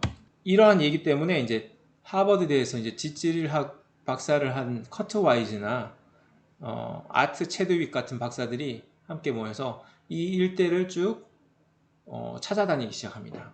얼마나 큰 사이즈마이트들이 있는지, 지진암들이 있는지 돌아다니면서 봤더니 2m, 5m, 네?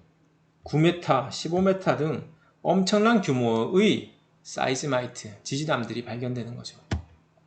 자, 그들이 봤을 때 이 정성적인 평가만 해봐도 이게 소행성이 바로 옆에 충돌을 해도 이 정도 규모의 에너지를 주기 힘들다, 지진을 주기 힘들다. 그러면 과연 무엇이었을까? 그럼 이게 바로 노아 홍수 시기에 격변적 판 구조 운동 때문에 생기는 거대한 지진, 연속적인 거대한 지진, 판 운동이 계속 수개월 동안 계속 일어나니까요. 1년 동안.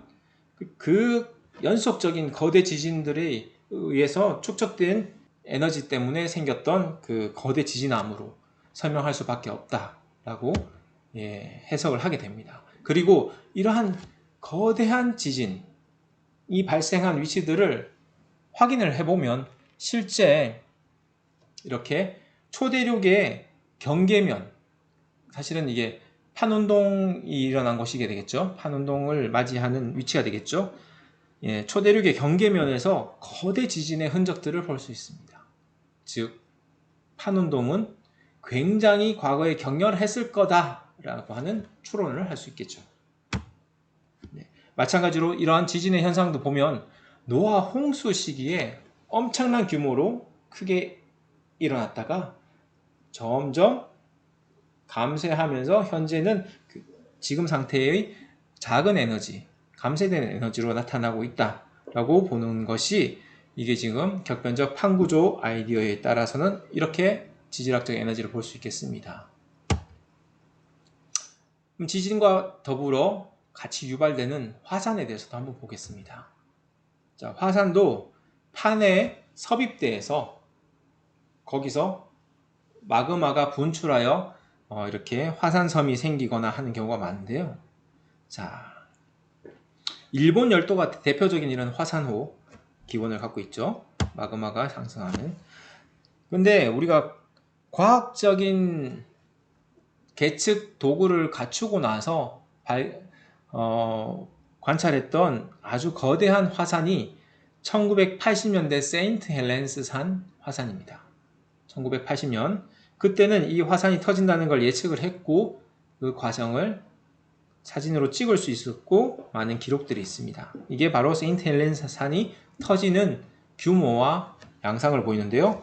당시에 이렇게 삼각형으로 뾰족했던 산이 4분의 1이 이렇게 폭발로 날아가 버렸다고 합니다. 그래서 세인트 헬렌스 산 폭발도 정말 무시무시하고 대단한데요. 문제는 역사시대 이전의 과거에는 세인트 헬렌스 산에 1만 배 규모의 거대 화산 폭발들이 있었음이 저희는 증거들을 통해서 볼 수 있습니다. 한번 볼까요? 자, 위에 주황색으로 퍼져 있는 것이 바로 세인트 헬렌스 산에 의한 화산재의 분포가 되겠는데요.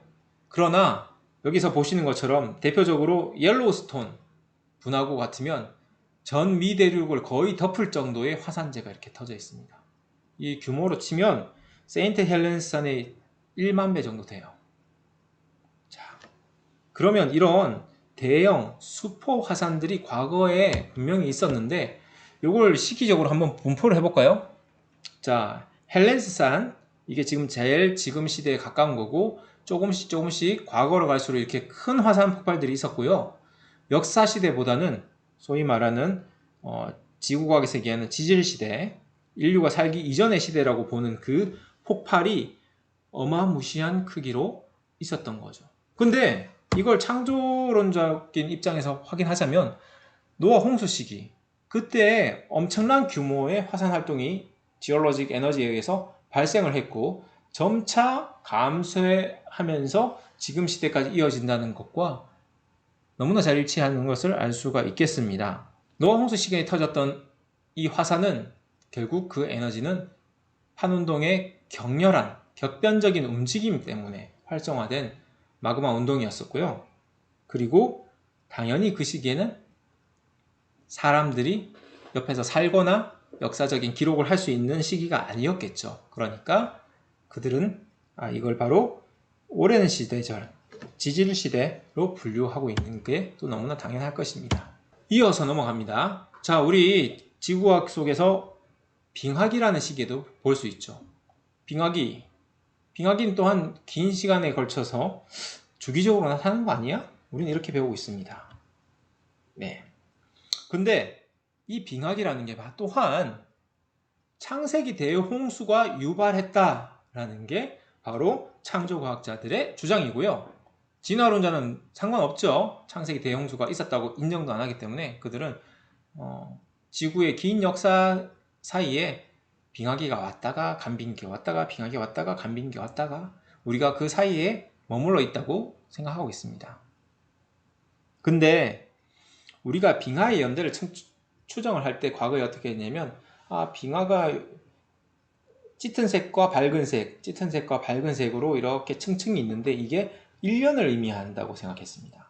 여름철에는 좀 녹았다가 겨울철에는 단단하게 굳었다가 하면서 1년 주기로 색깔이 변하면서 층이 쌓이니까 이만큼은 수십만 년 이런 식의 긴 시간으로 추정을 했는데요. 근데 생각보다 그 다르다는 걸 최근에 느끼게 된 게 1942년 2차 세계대전 때 그 추락한 비행기가 이게 지금 1988년에 GPR 탐사를 통해서 레이더 탐사를 통해서 빙하 속에 있는 게 발견이 됐는데 그때 이게 바로 약 75m 밑에 있었습니다.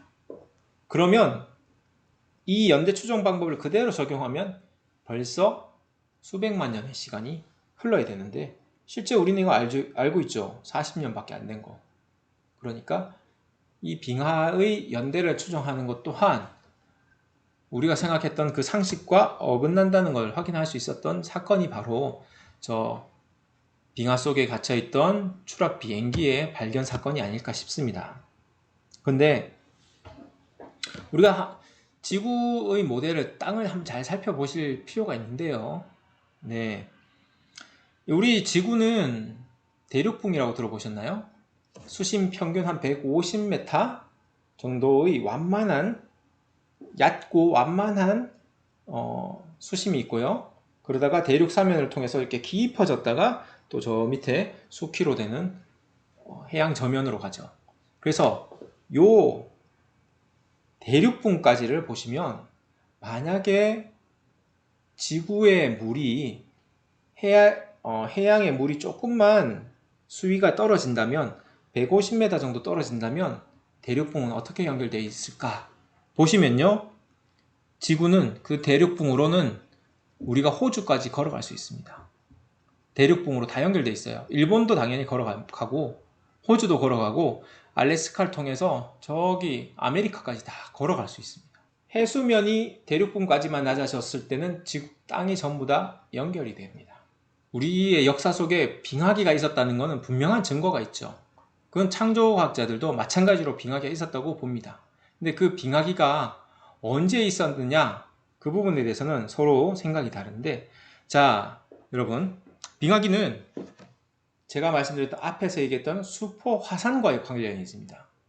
큰 화산이 격변적 판운동에 의해서 유발되었죠. 큰 화산이 분화를 하게 되면 화산재가 대기권을 덮게 되고 지구의 온도가 떨어지게 됩니다. 그런데 격변적 판 운동에 의해서 해양판은 중앙해령에서부터 뜨거운 맨틀에서부터 올라와서 바닷물은 뜨거워지기 시작하죠. 네?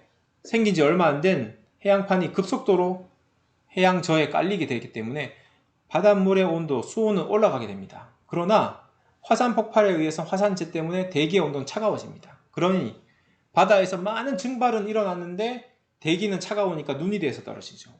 그래서 이 눈이 계속 쌓이다 보니 지구 표면에, 대륙 표면에 많은 두꺼운 눈으로 남게 됩니다. 이게 만약 비가 왔으면 다시 바다로 흘러 들어와서 순환이 되는데, 대기의 순환이 이루어지는데, 이게 눈으로 육지에 쌓이고 있으니까 바닷물의 수위는 점점 낮아지게 되죠. 그래서 노아 홍수 이후에 그러한 시기를 통해서 한 몇백 년 동안 온도가 점점 떨어지고 수위가 낮아지면서 빙하기가 왔을 거다. 이렇게 추론하고 있습니다. 자, 근데 이 빙하기가 오게 되면 아까 말씀드린 것처럼 대륙붕까지 해수면이 낮아지죠. 그렇게 되면 성경의 사건인 바벨탑 사건 이후에 사람들이 전 대륙으로 흩어지게 됩니다. 그게 어떻게? 걸어서 갈 수도 있었던 거예요. 호주까지도. 그러니 우리가 나중에 호주, 아메리카 사람들 또는 유럽 사람들, 이 사람들이 나중에 다른 대륙에 처음 도달했을 때 보니까 거기 사람들이 이미 살고 있었어. 어떻게 된 거야? 예, 그건 바로 이러한 빙하기 때 바벨탑 사건에 의해서 흩어진 사람들이 전 대륙에 흩어지게 되었고, 그 이후로 빙하기가 감소하면서 그 해수면이 올라오고 다시 서로 간에 단절이 생기게 되어서 역사 속에서 서로 분절되고 단절되어서 역사가 진행되었기 때문에 그들이 나중에 그 대륙을 발견했을 때 사람들을 보고 놀랬겠죠. 그거는 역시 진화론에 있어서도 큰 문제가 됩니다. 진화론에 있어서도 아프리카에서 오스트랄로피테쿠스가 처음 생겼는데 어떻게 해야 호주에 그 사람들이 가야 할 수 있겠습니까? 예? 그 사람들이 어떻게 아메리카에 가서 살 수 있겠어요? 뗏목 타고 갔을까요? 예, 근데 그들의 이론으로는 쉽게 설명할 수가 없습니다. 또한 제가 이 얘기를 잠깐 드리는데요. 자메이카, 그리고 인도, 중국, 일본 이런 데 보면 바닷속에 이런 도시가 발견됐어요. 예? 잠수부들이 바닷속에 들어가 봤더니 이런 도시가 있는 거예요. 수중도시라고 부르는. 그래서 이 도시에 대한 미스테리가 있죠. 사람들은 이렇게 얘기합니다. 옛날에는 도시가 육지에 있었는데 이게 어떤 지진에 의해서 침강했다, 가라앉았다, 이런 설명을 하는데요. 다른 설명을 할 수가 없겠죠. 그러나 아까 말씀드린 것처럼 성경적인 연대기 속에서 그 빙하기 때, 그 빙하기 때 사람들이 이동할 때 그때는 저 위치가 대륙붕까지 드러나 있었기 때문에 저 위치가 지금의 바닷속이지만 당시엔 땅이었던 거죠. 그래서 그들이 도시를 이루고 살다가 어느 순간 빙하기가 점점 감쇄하면서 해수면이 올라오니까 사람들의 거주를 옮겼겠죠.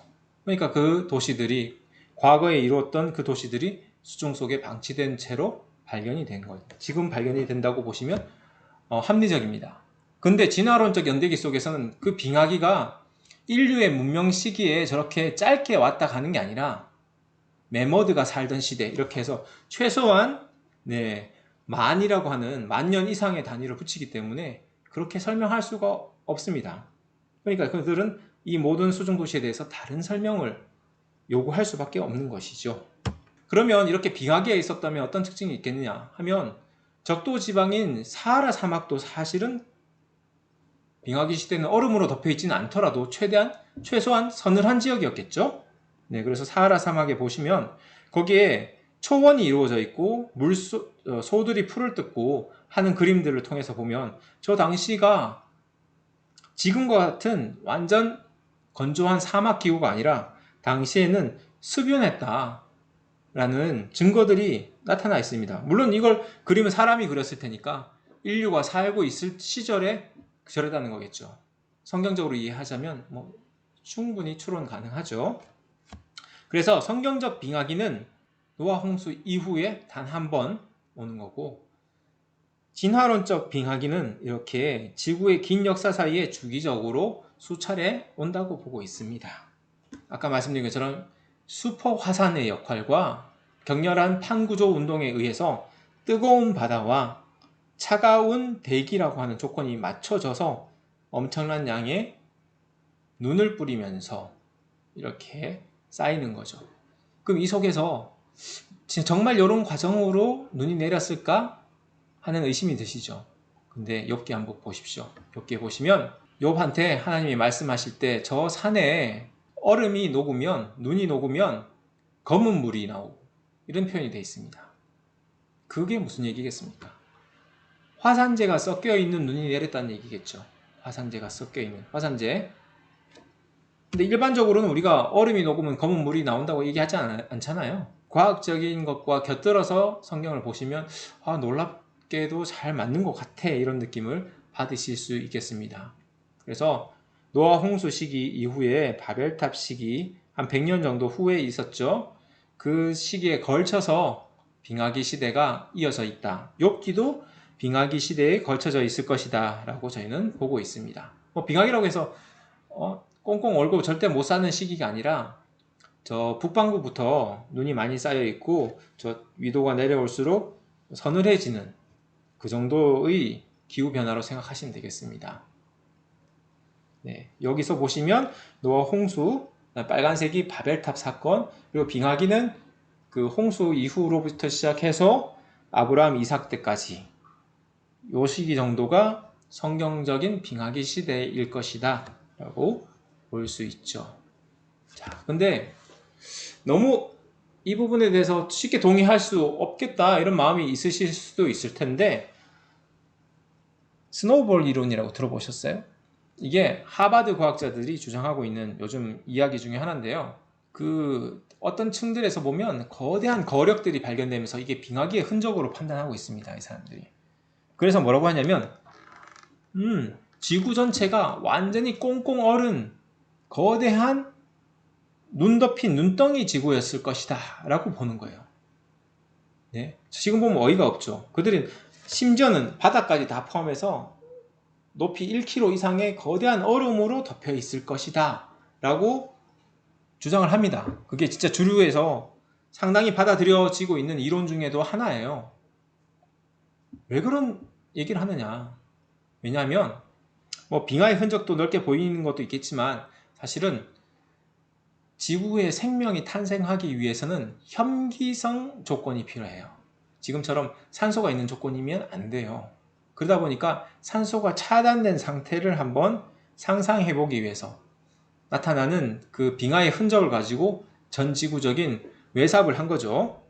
네, 이런 얘기들이 진화론적 모델에 점점 맞아질 수 있을 것 같으니까 이런 주장까지 하는데, 그들은 노아 홍수는 바보 같은 얘기라고 하죠. 그렇지만 생각해 보십시오.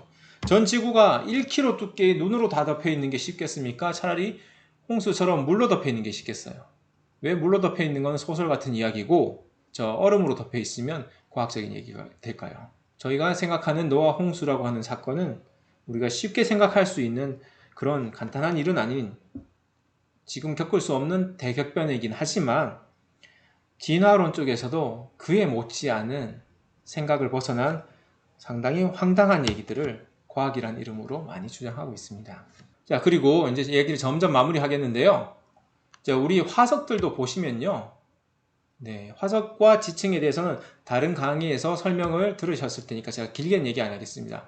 화석도 역시 아시다시피 오랜 시간 동안 천천히 형성된 것이 아니라 한 번에 격변적인 상황으로 된 것이라고 하는 증거들을 저 강의를 통해서 많이 들으셨을 거예요. 실질적으로 2018년도 그 고생물학회지에는 수도파슬이라고 하는 합성 화석을 만들었어요. 실험실에서. 근데 이 화석을 만드는데 단지 24시간밖에 들지 않았습니다. 네. 그들이 필요한 것은 적절한 물질과 적절한 온도 그리고 압력이었습니다. 즉 화석이 생기는 데는 시간이 좌우하는 것이 아니었습니다. 도리어 각각에 나타나는 화석의 형태들은 격변의 증거들을 보여주고 있죠. 이 과학적인 부분에 있어서도 화석은 굉장히 빠른 시간에 형성되었다라는 그런 연구와 증거들이 나타나고 있습니다. 물론 그렇다고 제가 말씀드렸지만 성경의 노아 홍수를 믿지는 않습니다. 그러나 과학의 증거들은 하나도 성경에 벗어나지 않고 잘 맞아지고 있어요. 자, 마지막으로 제가 이 항목을 넣었습니다. 지구의 역사. 이걸 왜 넣었냐면 우리 이제 빅뱅이라는 사건도 지구의 진화라는 사건이고 그 생명체가 진화하는 다윈의 진화 이 모든 이야기들이 이제는 하나의 이야기로 합쳐져서 여러분들 보셨죠? 빅 히스토리라고 빅뱅부터 시작해서 인류의 진화까지를 하나의 책으로 엮어서 우리한테 그게 진짜 역사인 것처럼 설명하고 있습니다. 그런데 우리가 하나하나는 비판을 했습니다. 빅뱅이 틀렸다는 거 그리고 지구도 창조되었다는 거 그리고 생명체도 진화가 틀렸다는 거 하나하나씩 반박하고 거기에 대해서 비판을 했지만 도대체 그러면 성경에 비추어서 우리가 생각하는 지구의 역사는 어떻게 되는 것인지 그 그림은 안 그려져요. 잘 그냥 홍수가 있었구나 그건 알겠는데 그런데 저들이 얘기하는 고생대층은 저기고 중생대층은 이거고 성캄브리아는 이건데 하면서 그렇게 설명하는 그 논리에 비해서 우리가 배웠던 격변 하나로는 잘 이해가 안 되는 아직도 그들의 앞에 가면 고개를 깨우뚱거리면서 내가 다시 틀렸나? 라는 생각을 하게 되죠. 그래서 제가 이 부분을 종합을 할 필요가 있겠구나 그런 강의도 필요하겠구나 싶어서 이야기는 좀 길어지지만 끝에 이 부분을 넣었습니다. 우리 지구는 과연 지구과학, 지질학의 역사와 더불어서 어떻게 봐야 될 것이냐 성경과 더불어서요. 자, 창조론적 지질연대 요 힌트가 되는 구절 중에 하나가 바로 베드로후서 3장인데요. 먼저 이것을 알지니 말지에 조롱하는 자들이 와서 자기의 정욕을 따라 행하며 조롱하며 이르되 주께서 강림한다는 약속이 어디 있느냐 조상들이 잔후로부터 만물이 처음 창조될 때와 같이 그냥 있다 하니 이는 하늘이 옛적부터 있는 것과 땅이 물에서 나와 물로 성립된 것도 하나님의 말씀으로 된 것을 그들이 일부러 잊으려 함이로다. 이로 말미암아 그때 세상은 물이 넘침으로 멸망하였을 때 이제 하늘과 땅은 그 동일한 말씀으로 불사르기 위하여 보호된 바 되어 경건하지 아니한 사람들의 심판과 멸망의 날까지 보전하여 두신 것이라. 아멘. 이렇게 적혀 있는데요. 앞부분에서는 이 말세에는 조롱하는 자들이 하나님의 창조를 조롱하는 자들이 나올 것이라고 하는 예언이 있었고요. 그리고 이제 우리 땅은 물에서 나와 물로 성립되었다라는 구절도 있었습니다. 그리고 물이 넘침으로 멸망했다. 이 홍수를 얘기하죠. 그죠? 그리고 그 마지막에는 무엇이다? 불로 멸망을 시킬 것이다. 심판할 것이다. 라는 말씀이 있습니다. 자, 그래서 그러면 우리는 저는 창조로 돌아가서 한번 생각해 보겠습니다. 역시 창세기에도 흑암이 깊음 위에 있고 뭐 수면 위에 있고 이런 표현을 통해서 땅이 물에서 나와 물로 성립된다는 설명들을 통해서 힌트를 얻는 것이 우리 땅이 처음에는 물로 포화되어 있는 상태에서 물속에서 형성됐구나 이런 추론을 할 수 있겠죠. 근데 실질적으로 과학을 통해서 바라보는 것도 우리 지구는 화강암이 많은데 이 화강암의 형성이 되기 위해서는 많은 물이 필수적인 요소라고 합니다. 지구만이 그렇게 많은 물을 갖고 있어서 이 화강암이 풍부한 유일한 행성이라고 합니다. 이거 뭐 과학의 논문으로 나타나 있는 거죠. 창조 주간에 처음 3일간에는 어떻게 보면 물속에 있던 이 땅이 점점 성장하여 이제 물 밖으로 점점 성장해서 나타나는 그런 과정을 보여주고 있고요. 그리고 이제 창세기 7장 11절에 보면 큰 기품의 샘이 터지며 홍수가 발생되는 걸 나타내고 있죠. 제가 말씀드렸죠.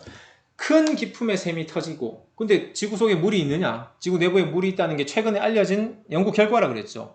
그래서 중앙해령이 갈라졌을 때, 멘틀이 갈라졌을 때 멘틀 내부에 있던 지구 내부의 물이 상승을 하니 우리 지각 속에 있던 약간의 지하수도 이게 대기압이 해소가 되면 수십 미터, 수백 미터를 물이 상승을 하는데 심지어 수백 킬로미터에 있는 멘틀 속에 있는 물이 열리니 압력차에 의해서 대기권까지 물이 상승할 수 있는 그런 물에 엄청난 샘 솟는 큰 기품의 샘이 터진다는 그 표현이 뭐 다르게 설명할 수가 없어서 그러겠지만 엄청난 규모의 물이 솟구쳐 올라오는 그 현상을 설명하고 있습니다. 그러다 보니 그 물들이 다시 떨어질 때는 관찰자의 입장에서는 비가 되어 떨어지겠죠. 심지어 하늘의 창문이 열린 것처럼 엄청난 비로서 떨어지는 것들이 보였겠죠. 그러니까 40주야 동안 기후학적으로는 올 수 없는 비가 그 지각에서 그리고 멘틀에서 나오는 그 지구 내부의 물들이 엄청난 물들이 쏟아지면서 덮었습니다. 자, 우리가 그리고 지질학적인 진화론적인 모델은 다 틀렸냐 버렸냐? 아닙니다. 그렇게 생각하지 않습니다. 그들이 관찰하고 있는 현상과 증거들 그리고 많은 해석들에 있어서 많이 동의할 수 있습니다. 네? 다 틀렸다라고 보는 게 아니죠. 그렇지만 그 속에서 긴 연대라든지 일부 자연주의적인 해석에 있어서 수정이 필요한 겁니다. 네. 그래서 그들이 관찰한 내용들을 한번 볼까요? 네. 자, 원래 우리 지구과학의 역사에 보면 원생대 지각 운동이 있었어요. 그때 보면 중원생대에 보면 그랜빌리안 사건 이런 게 있어서 대륙 지각이 두꺼워지고 성장한다는 얘기가 있었어요. 그때 성경에 이런 얘기가 있나요? 네. 창조 3일차 땅이 드러남 사건이 있잖아요. 그러니까 지질학자들이 발견하고 해석했던 것이 성경에 있는 사건과 이런 유사성을 갖고 있죠. 일치의 사건은 아니지만 유사성을 갖고 있죠. 그 속에서 우리는 세계관의 변화를 통해서 다른 해석을 할 수 있으면 되는 겁니다. 그리고 그 이후 신원생대 그때 초기를 바로 노아 홍수 시작으로 저희는 보고 있는데 그때 보면 지구과학에서는 어떻게 보면 초대륙 이 로디니아라고 하는 그 초대륙이 분리가 되는 단계가 나타납니다. 당연하죠. 지각이 갈라지기 시작하니까 대륙이 분리되겠죠. 그리고 그때 이 부분 뒤에 설명하면 되겠고요. 자, 그 다음에 고생대에 보면 우리가 고생대라고 생각하는 그 부분이 바로 노아 홍수 초기에 물이 범람하면서 퇴적이 일어나는 그 시기를 고생대라고 봅니다. 물론 이때 격렬한 지각 운동의 단계를 겪을 것이고 중생대층이라고 하는 것은 그때 활발하게 판이 이동하는 시기. 지금 진화론적으로 보면 중생대 때 판게아에서부터 지금 대륙의 위치까지도 거의 이동하는 시기가 중생대가 되겠는데 그 고생대에서 판이 갈라진 판이 격렬한 지각 운동을 거쳐서 중생대에 이제 대륙 이동이 일어나고 있는 거죠. 저희는 그게 노아 홍수라고 하는 짧은 기간에 있는 거고 진화론의 시간에는 긴 시간 속에서 지금 순서대로 설명하고 있는 겁니다. 물론 이제 진화론 속에서는 초대륙에 대한 그 가정이 5개 초대륙이 있었다, 과거에 6번의 초대륙이 있었다 이런 얘기까지 있지만 대부분 신뢰성이 없어요. 왜? 그들은 판운동이 지금처럼 똑같은 속도로 계속 이어지다 보니 과거까지 외삽을 하면 그런 여러 번에 붙었다 떨어졌다는 현상이 존재해야 되기 때문이지 그들이 그 증거를 직접 발견한 건 없습니다. 다만 판게아라든지 로디니아 정도까지는 어느 정도 증거라고 볼 수 있는 내용들이 있어요. 그러나 그 부분까지는 창조과학에서도 동의하는 부분입니다. 그래서 노아 홍수의 지질학적 특징을 한번 보겠습니다. 창세기 기록과 비교해서 처음에 큰 기품의 샘이 터지는 그 균열이라는 사건이 생기죠. 근데 지질학자들은 판아프리카 열지각 사건, 이게 바로 큰 기품의 샘이 터지는 사건과 유사한 사건이에요. 그리고 그때 초대륙이 또 분열하기도 합니다. 그리고 지구 내부에서 솟아오른 물에 의해서 비가 떨어지면 어떤 성분이 있겠어요? 네, 동위원소가 많은, 방사선 동위원소가 좀 많은 그런 비가 내리겠죠. 암석, 지구 내부 암석에는 방사선 원소가 많으니까.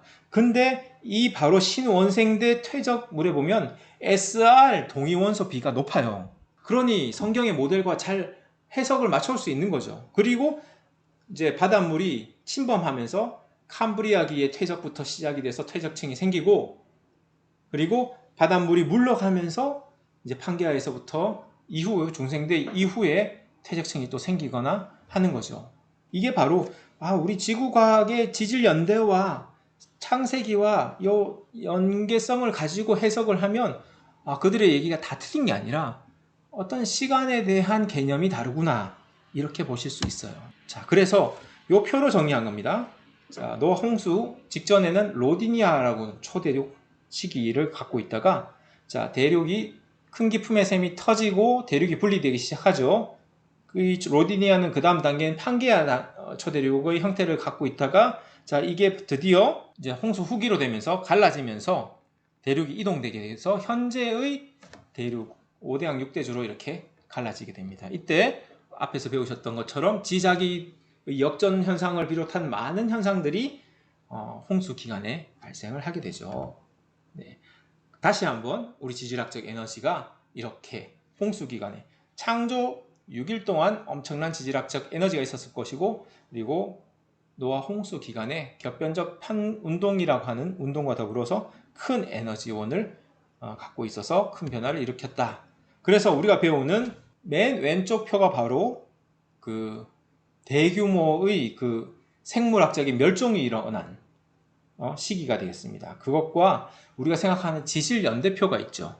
지질연대표. 그리고 이것이 바로 오른쪽으로 오면 창세기에서 기반으로 한 우리 지질학적인 에너지와 이렇게 비교를 해서 판단하실 수가 있어요. 그렇다고 보면, 자, 과거의 창조 시기부터 홍수 시기, 현재 홍수 이후 시기에 대한 이 표를 잘 보시면 이게 바로 과거의 성캄브리아 때부터 그 이전 시대가 바로 창조 시기 사건으로 보시면 되고요. 성캄브리아 때가 물론 이제 창조 시기에서 이제 물이 한대로 모여서 대륙이 드러날 때 물에 거대한 흐름이 있었기 때문에 그때도 퇴적과 침식이 일어납니다. 물론 네, 그때 이제 생물학적인 사망은 없었겠죠.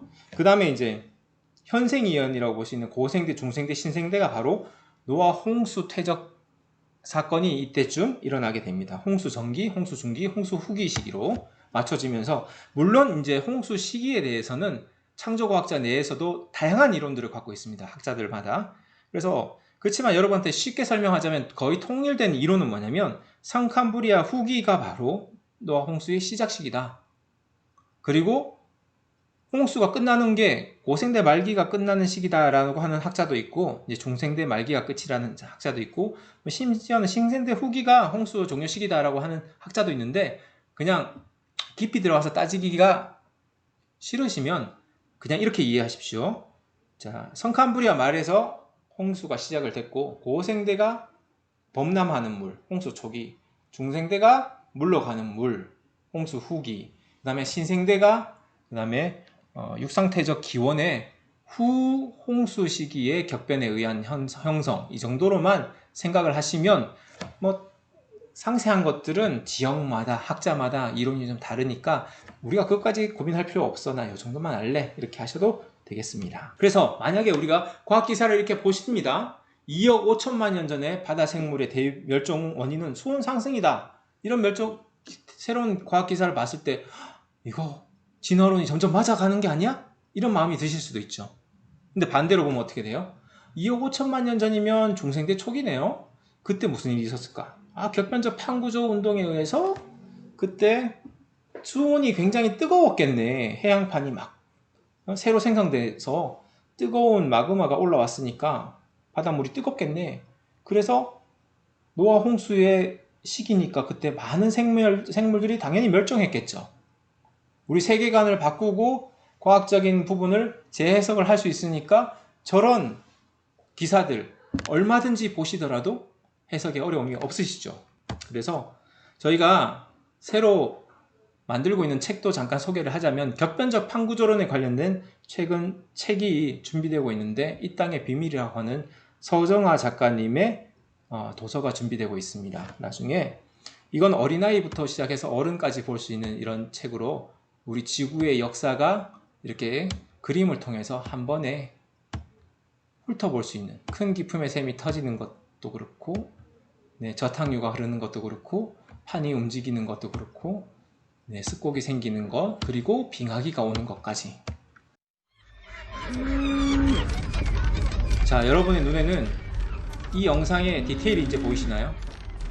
큰 기품의 샘이 터질 때 이제 지구는 한 덩어리였습니다. 원래 한 땅이었죠.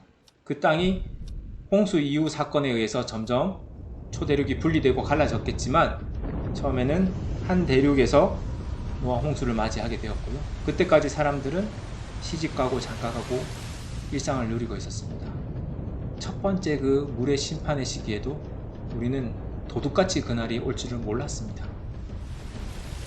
단지 유일하게 우리가 몸을 피할 수 있고 구원을 받을 수 있는 곳은 바로 방주 안이었습니다. 그 방주는 하나님께서 문을 하나만 두셨죠. 그리고 그 문을 하나님이 직접 닫으셨습니다. 바로 예수 그리스도, 유일한 구원의 문이신 그분 안에서만 우리가 구원을 받을 수 있고 살 수가 있습니다. 노아의 홍수는 40일 동안 비가 내린 홍수라고 하는 주일학교에 때 배웠던 간단한 동화 같은 이야기가 더 이상은 아니라고 보시면 되겠습니다. 지금 보신 것처럼 큰 기품의 샘이 터지고 천하의 높은 산이 잠기는 대격변으로서 지각이 굉장히 빨리 섭입이 되고 초대륙이 분리되는, 그리고 전 지구적인 퇴적이 일어나고 엄청난 메가퀘이크라고 하는 지진이 일어나고, 그리고 격심한 화산 활동이 일어나고 대량 매몰과 그리고 화석이 형성되어 버리고 습곡이 생기고, 그리고 엄청난 기후변화와 빙하기를 초래하는 전 지구적인 대격변이었고, 저런 상황 속에서 뗏목이라도 붙들고 바다에 떠 있으면 살 것이라고 하는 기대는 버리시는 게 좋겠습니다. 유일한 안전한 곳은 당시에 하나님께서 직접 설계하신 방주밖에 없었습니다. 어떤 사람들이 그렇게 얘기합니다. 창세기 1장에서 11장은 신화로 봐야지 그걸 왜 역사적으로 문자적으로 보니? 라고 하는데, 마태복음에 예수님께서도 노아의 때가 심판을 다 멸망을 시킨 심판의 때라고 말씀을 하셨고, 사도인 베드로도 노아의 날 구원을 얻은 자가 몇 명 되지 않다는 얘기를 통해서 노아 홍수 사건을 실제 역사적인 사건으로 예수님도 사도들도 얘기하고 있습니다. 창세기 물의 심판이 신화라면 요한계시록의 불의 심판도 신화라고 봐야 될까요? 창세기 6일 창조가 수십억 년의 진화 과정이라면 계시록에 나오는 새하늘과 새 땅 재창조도 수십억 년이 걸리는 진화 과정이 필요할까요? 우리가 창세기를 문자로 보면 안 된다라고 주장하는 그 가운데서는 복음의 마지막까지도 훼손하는 그런 해석이 들어가는 걸 여러분 알고 계셨습니까? 존 메가너 목사는 이렇게 말했습니다. 만일 창세기 1장이 진실이 아니라면 우리는 나머지 성경이 진리라는 사실을 확인시켜줄 도리는 없어진다. 그리고 존 켈빈이나 조나단 에드워드도 역시 하나님의 6일 창조에 대해서 그대로 문자적으로 받아들인 사람들입니다. 창세기 창조 사건 그거 자체가 그거는 우리 양보할 수 있어. 교회가 나머지 교회 윤리를 잘 지키고 착하게 살면 되지 라고 생각하는 게 우리한테도 맞는 얘기처럼 보이겠지만, 사실 이 복음의 기반이 창세기를 바닥에 기반을 두고 있습니다. 우리는 단지 그 진화론의 열매인 학교폭력, 포르노, 인종차별, 동성애, 이런 낙태 같은 이런 열매들만 가지고 싸울 것이 아니라 그들의 기반이 되는 진화론과도 싸워야 됩니다. 물론 그 열매를 싸우지 말자는 게 아닙니다.